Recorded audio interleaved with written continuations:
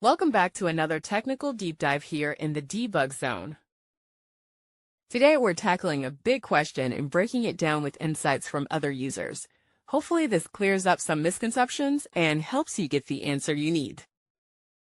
So buckle up, stay a little curious, and let's jump right in.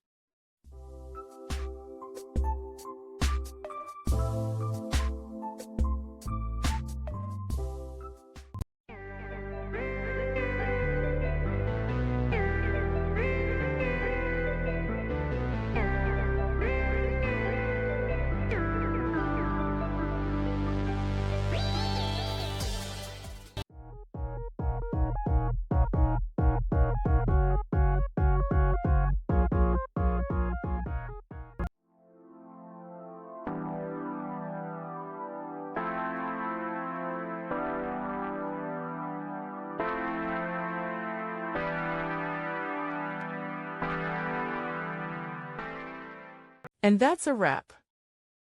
I hope you found the answer you were looking for. If you did, take a second to hit that subscribe button. It really helps out.